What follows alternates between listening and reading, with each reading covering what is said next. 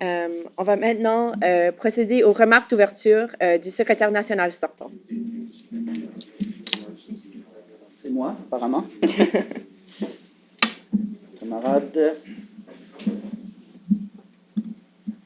Camarades délégués, camarades suppléants, distingués hôtes et invités. Ô congrès, mots malins, mots innocents, mots simples, quand il s'agit de tant de visages vivants, et mêlés comme grains pour le pain nourrissant. Pour le pain qui jaillit de la terre amoureuse, je suis ici cherchant la vie de tous, qui me consolera de la vie que je souffre. Ici, j'ai l'assurance, ici, j'ai le profit d'espérer, d'être au monde pour donner raison au jour qui donne à l'homme d'être tous les hommes. Ces vers ne m'appartiennent pas. Ils ont été composés par le poète de la résistance, poète de la liberté, littéralement, poète communiste Paul Éluard, qui les dédiait à Jeannette Vermeersch-Thorez dans le cadre du 11e congrès du Parti communiste français, tenu en juin 1947. Derrière une profonde sensibilité allégorique par sa plume, il se fait le porte-parole des millions de communistes et de sympathisants pour qui le congrès du parti représente non seulement un moment de démocratie interne, mais une démonstration de force et un véritable espoir pour la classe ouvrière. Bien sûr, aujourd'hui, on pourrait avoir tendance à l'oublier, mais la célébration d'un congrès communiste, dans les entrailles de la bête sauvage impérialiste qui plus est, représente en soi une véritable victoire que nous devons célébrer.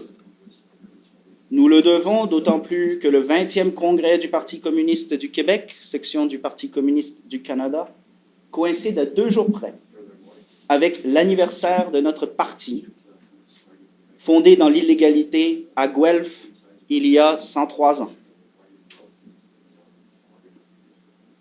Ah, ce que la bourgeoisie aurait aimé que nous dussions nous réunir clandestinement aujourd'hui.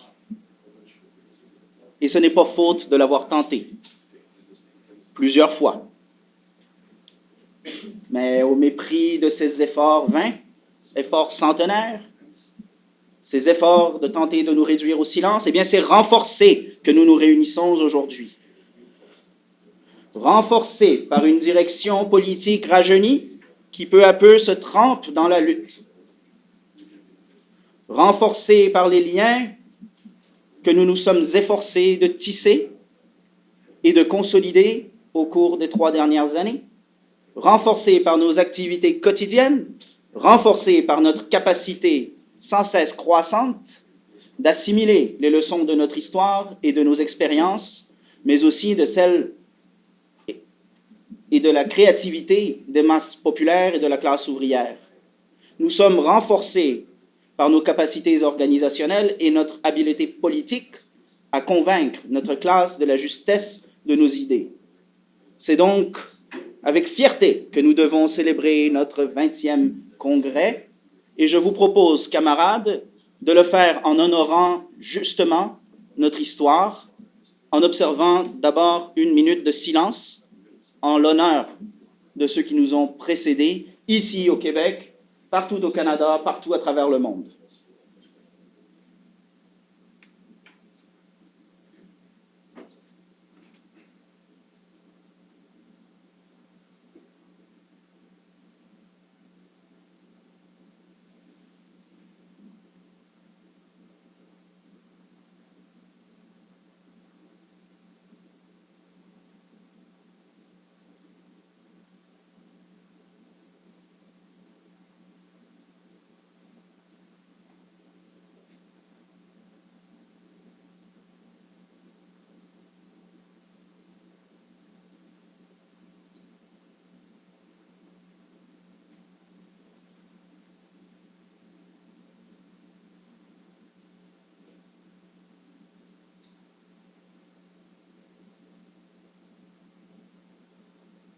Camarades, l'influence de notre congrès, soyons-en certains,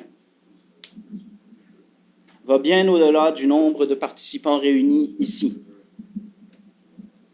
Pas à pas, nous consolidons le Parti communiste, dont la mission aujourd'hui est la même qu'il y a 103 ans, préparer puis diriger la classe ouvrière dans sa tâche historique qu'est l'abattement du capitalisme et l'édification du socialisme.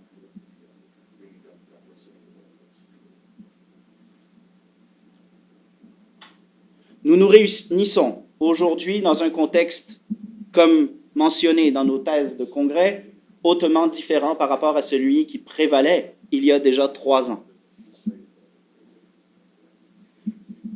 À l'époque, on nous promettait une reprise économique dynamique, marquée par le plein emploi, par l'augmentation des salaires. François Legault lui-même affirmait que les travailleurs ont, entre guillemets, le gros bout du bâton dans les négociations salariales. Si c'était vrai, on le saurait, n'est-ce pas?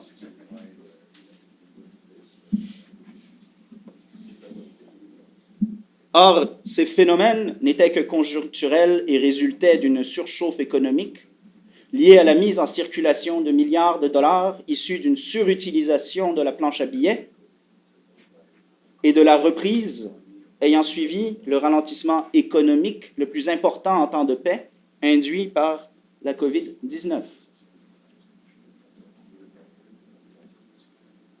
3 ans plus tard, qu'en est-il? Après être passé à travers la phase d'un atterrissage en douceur, on parle aujourd'hui de possible récession. Nous sommes en pleine crise du logement.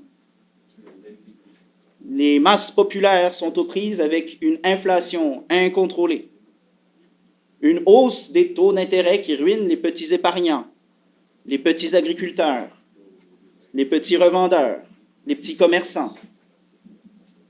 Bref, nous sommes bien loin de l'économie florissante qu'on nous promettait à la sortie de la crise sanitaire.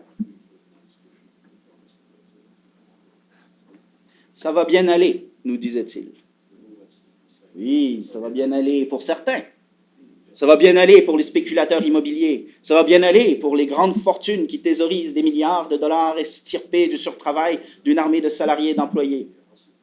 Ça va bien aller pour les monopoles banquiers et financiers. Ça va bien aller pour les monopoles industriels, agricoles, les géants de la distribution. Pour eux, oui, ça va bien aller. Ça va toujours bien aller. Même en pleine guerre, ça va bien aller. À ce propos, l'un des éléments les plus marquants des 3 dernières années, c'est la prédation croissante de l'impérialisme, du pouvoir des monopoles. Des conflits latents sont aujourd'hui des guerres ouvertes. Nous ne pouvons commencer ce congrès sans penser notamment aux plus de 35 000 morts de Palestine, sans penser au génocide à Gaza. Nous ne pouvons commencer ce congrès sans oublier que c'est là, non pas une exception, mais la nature même du système capitaliste qui porte en lui la guerre comme la nuée porte l'orage. Nous ne pouvons commencer ce congrès sans souligner le danger d'intensification de cette guerre, de son extension dans l'ensemble du Moyen-Orient. Nous ne pouvons commencer ce congrès sans penser à la guerre entre l'OTAN et la Russie sur le territoire ukrainien.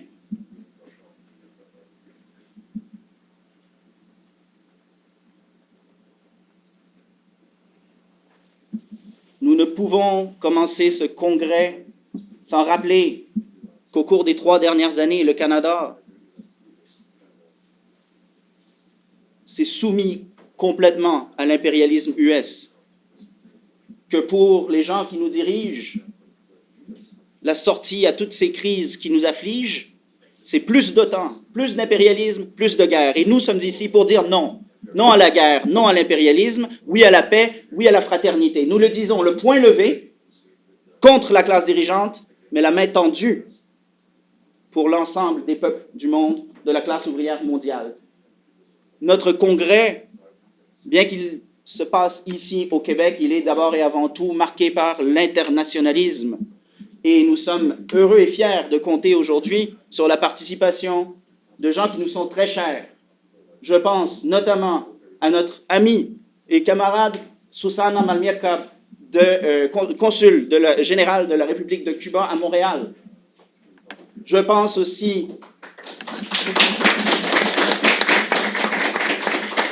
pour nous, Cuba, c'est plus qu'un pays. Pour nous, Cuba, c'est une lutte. Et pas n'importe quelle lutte.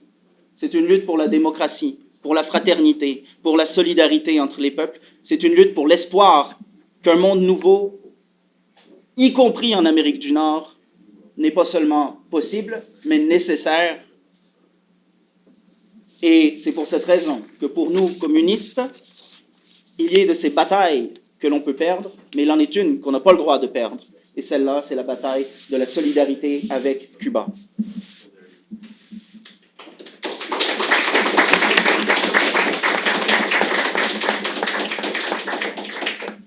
Je pense aussi à notre camarade et ami, loyal compagnon de route, Leonidas Papazoglou, de l'Association des travailleurs grecs.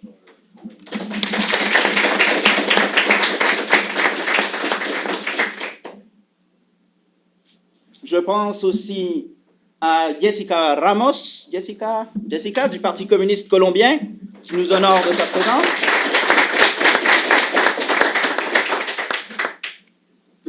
Je pense à notre camarade du Parti communiste libanais qui devrait nous rejoindre d'ici peu, Ahmed Berjaoui. Nous parlons de la solidarité avec le Moyen-Orient. Eh bien, s'il est un parti communiste qui, de tout temps, a été des plus solidaires dans les armes, dans les mots, dans la lutte quotidienne avec le peuple palestinien, c'est bien le Parti communiste libanais. Cet internationalisme, camarades, il est des plus importants, car la classe dirigeante nous prépare à une économie de guerre. Et ce n'est pas une figure rhétorique. C'est exactement, littéralement, ce qu'a dit le porte-parole de l'Union européenne il y a à peu près 2 mois. Cette économie de guerre, elle est caractérisée par une stagnation économique, y compris ici au Canada, où l'économie réelle a littéralement baissé malgré une augmentation démographique qui est la plus haute depuis 60 ans. Ceci veut dire que le capitalisme, en proie avec ses propres contradictions, n'a d'autre issue que la guerre.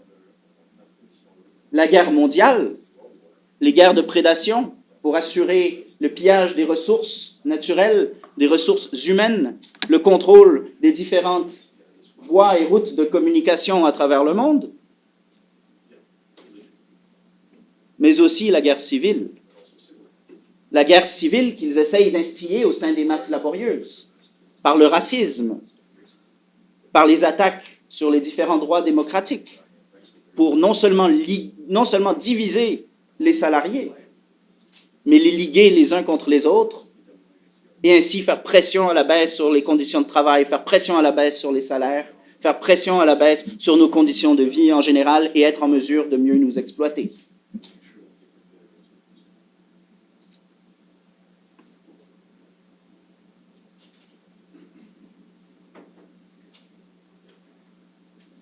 Au cours des 3 dernières années, la politique au Québec a également évolué. Il y a 3 ans, la CAQ toisait les sommets. Il y a 3 ans, la CAQ, le pouvoir personnel de François Legault, le pouvoir des monopoles,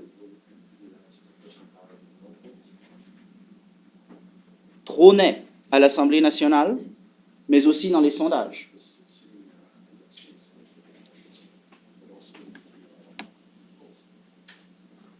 Entre-temps, les choses ont bien changé. Le pouvoir de la CAQ est remis en question. Et nous devons, nous communistes,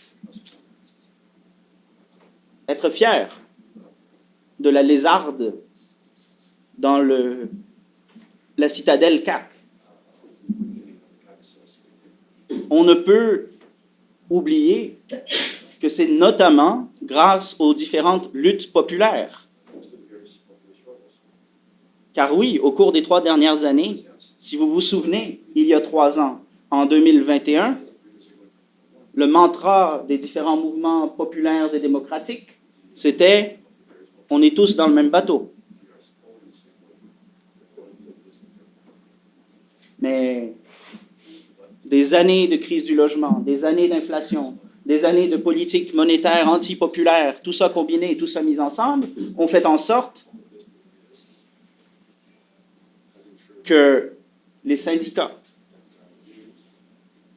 les différents mouvements, y compris même le mouvement de jeunesse, y compris même certains étudiants, se sont levés et ont dit non.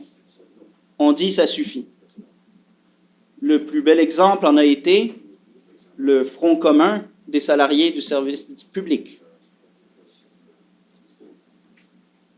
Bien sûr, les seuls qui peuvent dénigrer cet élan formidable de solidarité ouvrière, ce sont ceux qui croient à la grève générale politique presse-bouton. Mais nous ne sommes pas de ceux-là. Nous ne sommes pas de la graine de l'idéologie du désir, nous sommes plutôt de la verve de l'idéologie du travail. Nous croyons au travail patient et non pas à l'image. Nous croyons au rapport de force, pas au discours. Bien que des discours bien ficelés, ça nous caractérise assez souvent.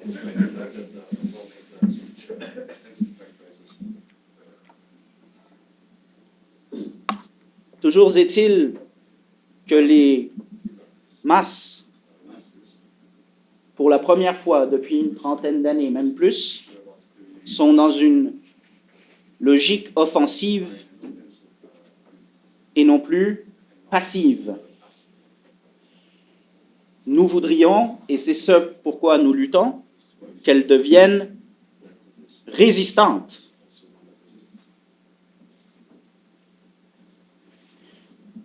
Ce n'est pas un hasard si justement la lutte des classes recommence à trôner au centre des préoccupations. Les questions socio-économiques recommencent à trôner au centre des préoccupations des classes laborieuses, que la bourgeoisie réanime la vieille marotte du nationalisme, ce qui est attesté par la montée dans les sondages du Parti québécois.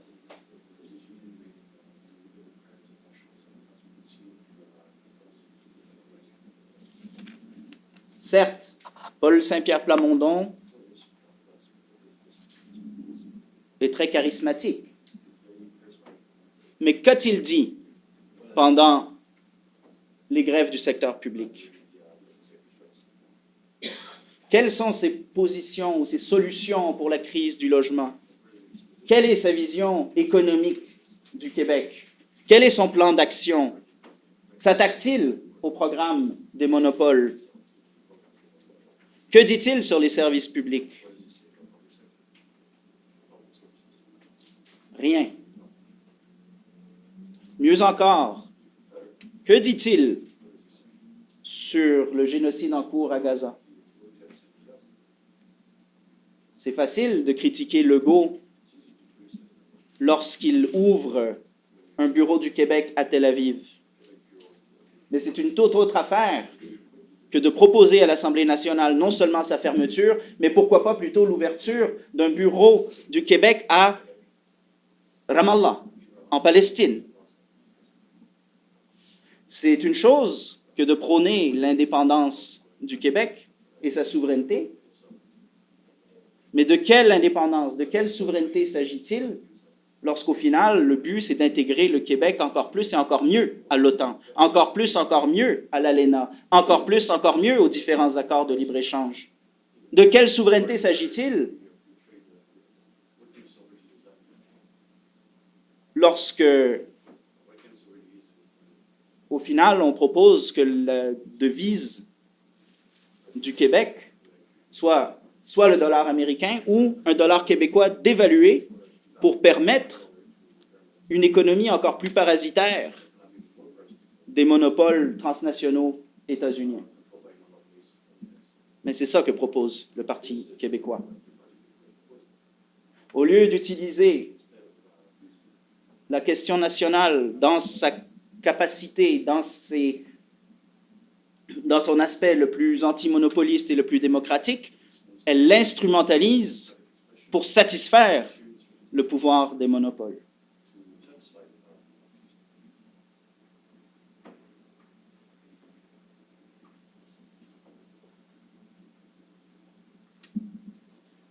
Camarades, au cours des 3 dernières années, notre parti, je l'ai dit dans mon exorde, s'est renforcé. Nous avons entamé différents chantiers, dont non le moindre est le réenregistrement du Parti communiste du Québec auprès du directeur général des élections. Chantier accompli.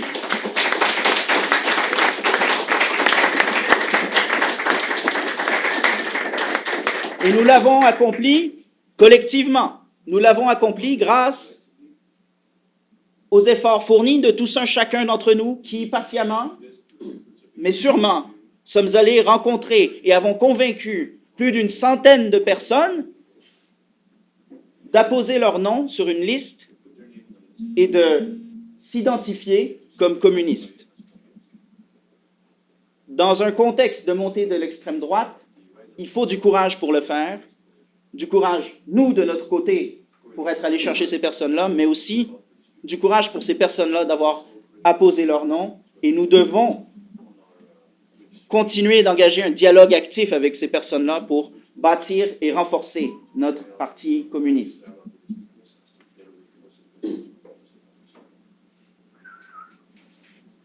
Au cours des 3 dernières années, nous avons entamé un autre chantier important, celui de préciser le rôle des cellules.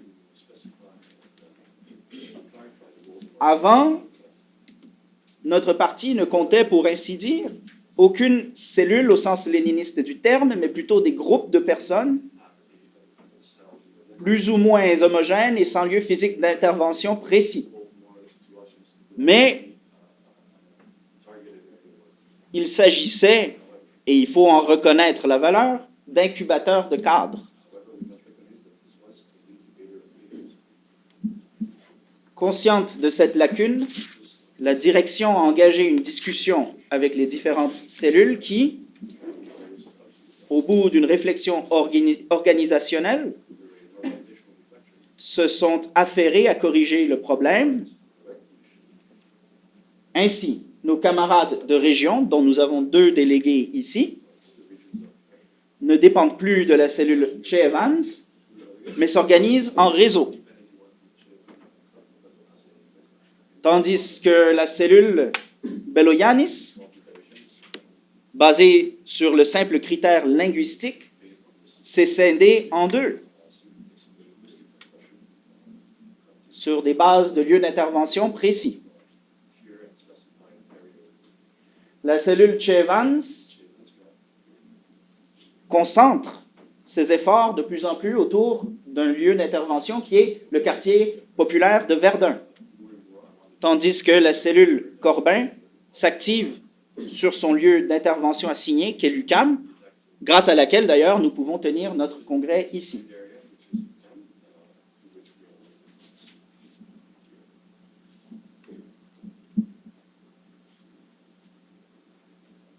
Au cours des 3 dernières années, une grande partie du travail des cellules a été référée au comité national qui se réunit régulièrement à raison de 2 fois par année.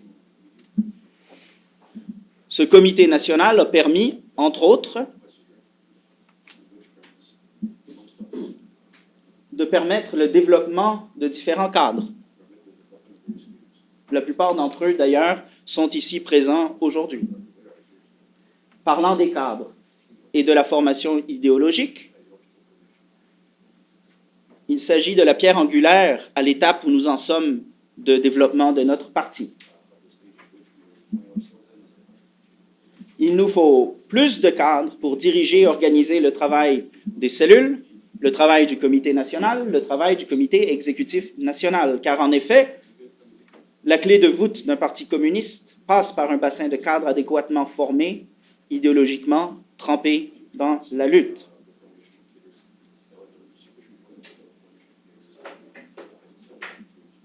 Les cadres ne décident pas de tout, mais rien ne se fait sans eux.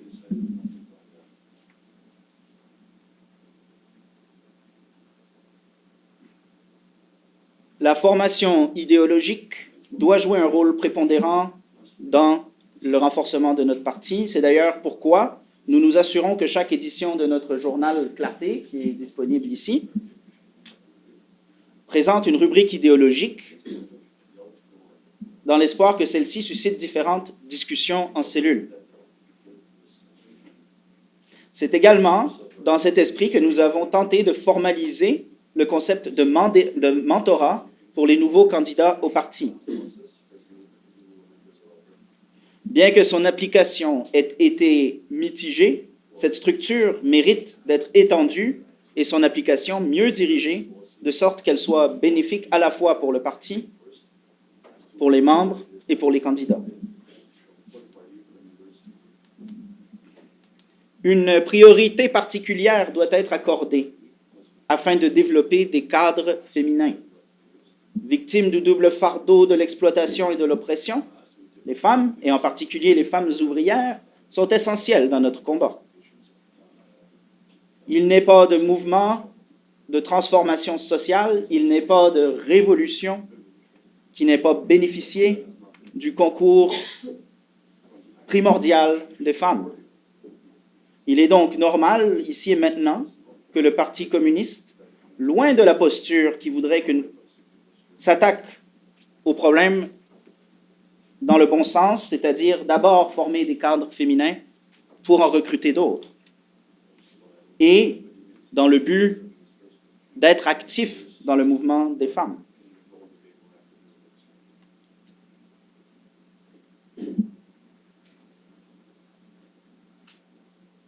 Je parlais d'internationalisme. Nous ne sommes pas seulement internationalistes dans nos mots, dans nos discours ou dans la posture. Nous sommes internationalistes par nos faits et nous sommes fiers du travail qui a été abattu par nos camarades au sein du mouvement québécois pour la paix.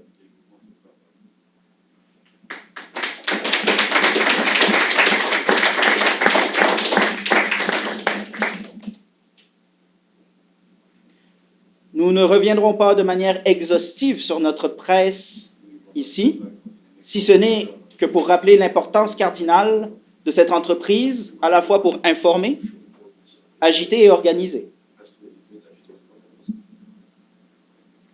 mais aussi comme outil pour consolider notre travail à l'interne, pour rassembler les différentes forces vives alentour du parti. Il n'existe d'outil de travail aussi puissant.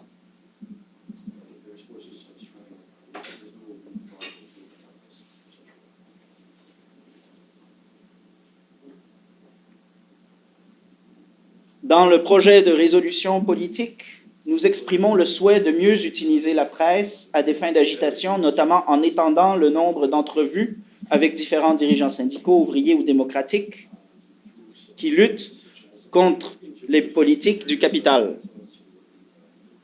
Que ce soit clair, cela ne signifie pas que nous cherchions à éloigner notre presse du parti, ni que nous cherchions à faire de Clarté un organe au service d'une potentielle alliance anti-impérialiste ou d'un parti fédéré des masses laborieuses. C'est le contraire.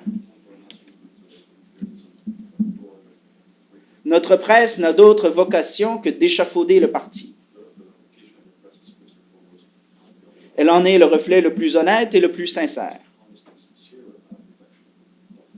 Il reste que notre proposition politique, elle est claire.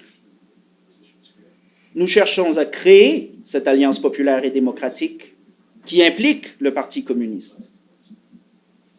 Il est donc, oui, de notre responsabilité d'offrir un espace dans notre presse aux différentes forces vives susceptibles de prendre part à une telle entreprise politique, sans pour autant empiéter sur l'espace nécessaire et complémentaire de notre analyse partisane. Les deux démarches sont complémentaires.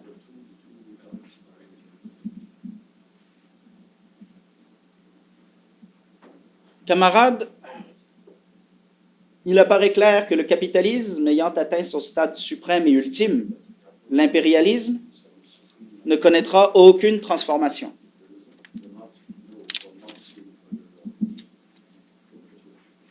Empêtré dans sa contradiction principale, à savoir la nécessaire et sans cesse plus urgente course au profit,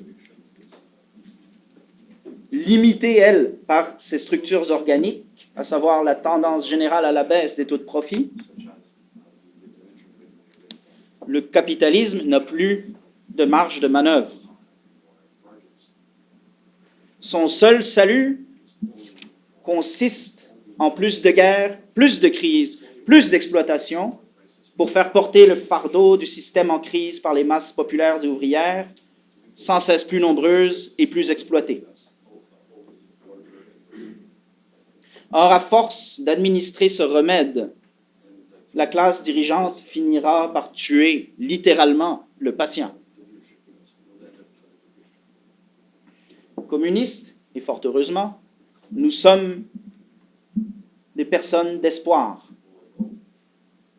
Nous ne nous apitoyons pas sur notre sort.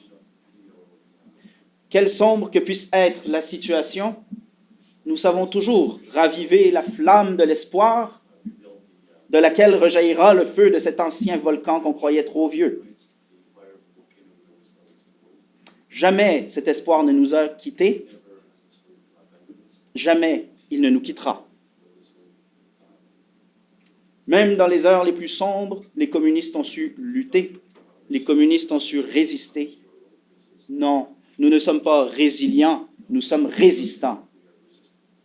Même dans les camps nazis, malgré l'incertitude, ou plutôt la seule certitude, à savoir que nous finirions gazés, brûlés ou morts de fatigue, littéralement, et que des convois de nos semblables nous remplaceraient, nous n'avons pas baissé les bras. Nous nous sommes organisés. Nous avons résisté et nous avons gagné. Cette année, nous célébrons le 50e anniversaire de la Révolution des œillets au Portugal.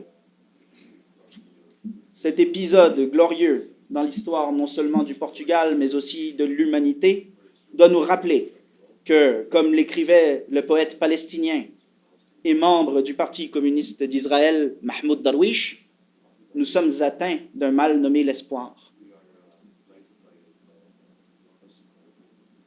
Pendant 48 ans, nos camarades portugais, le Parti communiste portugais a été la seule force politique organisée clandestinement, malgré une dictature sanglante. Il a été le seul parti politique organisé qui a su préparer le terrain pour mettre fin aux guerres coloniales, à l'un des derniers régimes fascistes d'Europe occidentale, à saper la base du capitalisme monopoliste d'État et de l'impérialisme au Portugal. Rien que ça. À cette époque, sociodémocrates, libéraux et autres s'étaient soit sabordés, soit n'avaient pas survécu à la répression du régime de Estado Novo, ou alors ils y collaboraient. Mais la force du PCP ne résidait pas dans son alliance avec les groupes les plus subversifs. Au contraire, c'est sa capacité à s'activer au sein de l'armée de conscrits, des syndicats même dirigés par le régime fasciste, des différents mouvements que tous pensaient verrouiller. C'était sans compter les communistes. Les communistes n'ont pas perdu espoir. Ils ont travaillé d'arrache-pied, avec abnégation et sérieux, pour proposer des politiques immédiates justes, tout en identifiant la feuille de route à suivre pour démocratiser la société portugaise sur tous les plans auprès des forces vives capables d'abattre le régime de Salazar Caetano. Ce sont deux exemples, parmi tant d'autres, qui doivent nous rappeler que nous, communistes, ne sommes pas des critiques, nous ne sommes pas des déconstructionnistes, non, nous sommes des bâtisseurs, bâtisseurs d'un monde nouveau. Les 3 dernières années nous ont prouvé que les forces vives existent ici aussi, au Québec, pour mettre en échec le pouvoir des monopoles. La route peut paraître longue, elle sera ardue et tortueuse, soyons-en sûrs. Elle requiert lutte et sacrifice, mais c'est la seule voie pour garantir un avenir à l'humanité, et cet avenir ne peut être que socialiste. Nous n'avons pas le droit de nous résigner. Nous avons un devoir et une responsabilité immense, mais nous savons que notre combat n'est pas vain. Nous ne faisons que commencer à tisser le linceul du vieux monde, car 100 ans à l'échelle humaine, ce n'est rien. Ce n'est rien surtout lorsqu'il s'agit, pour la première fois dans l'histoire, d'accomplir une révolution qui ne consacrera pas en vainqueur une élite ni une minorité éclairée pour que celle-ci s'érige en classe dominante, mais bien de faire la révolution par et pour la classe ouvrière, par et pour les masses populaires qui elles-mêmes assumeront le pouvoir politique. Camarades, célébrons ce 20e congrès du Parti communiste du Québec sous le signe de l'espoir. Faisons-en une lueur dans la pénombre qui nous entoure. Faisons de ce congrès un tremplin pour renforcer le Parti communiste, élément essentiel à l'unité et à l'intensification des luttes ouvrières et démocratiques. Aujourd'hui et demain, faisons le serment de lutter autour du thème central de notre congrès, avec la classe ouvrière et les masses populaires, pour le socialisme. Faisons vivre et renforçons le PCQ-PCC. Loin d'être un slogan publicitaire, il s'agit d'une formule synthétisant à la fois notre tactique, stratégie et idéologie. Avec la classe ouvrière et les masses populaires signifie que nous devons lutter pour leur unité contre le patronat. C'est un objectif propagandiste, c'est un objectif atteignable à moyen terme.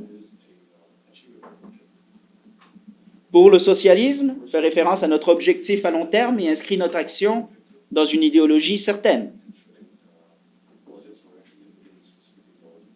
Faisons vivre et renforçons le PCQ-PCC, rappelle plutôt notre tâche immédiate qui nous permettra d'envisager l'avenir avec une fermeté, une clarté idéologique, mais aussi une approche organisée, flexible, auprès des masses populaires dans le but de rassembler et diriger les forces vives, conscientes et capables de s'attaquer au patronat.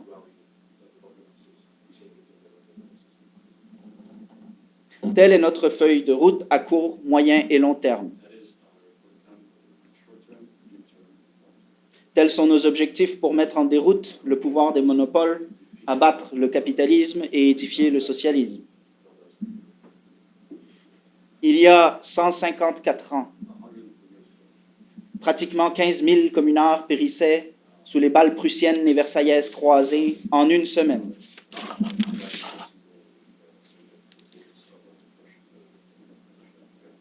On dit qu'un an plus tard, Paris sentait encore le charnier tant les morts continuaient à joncher les rues. Le parallèle est facile à dresser avec Gaza aujourd'hui. Dans un cas comme dans l'autre, c'est la preuve de la violence de classe dont est capable la bourgeoisie coalisée. Dans les deux cas, cette violence ne doit pas nous décourager. Elle ne doit pas nous faire oublier que notre combat et nos sacrifices, même si nous n'en récoltons pas les fruits personnellement, ne sont pas vains. Elle ne doit pas nous faire oublier que le peuple ne sera pas toujours rivé au collier de misère, qu'un jour viendra où les gens de guerre ne tiendront plus le haut du pavé, qu'en fait cette sainte clique ne nous prendra plus pour vil bétail, quand enfin nous aurons bâti la République de la justice et du travail. Et là, camarades, là fleurira pour nous aussi le temps des cerises. Vive le Parti communiste du Québec, vive notre 20e congrès, vive la solidarité internationale et vive le socialisme-communisme.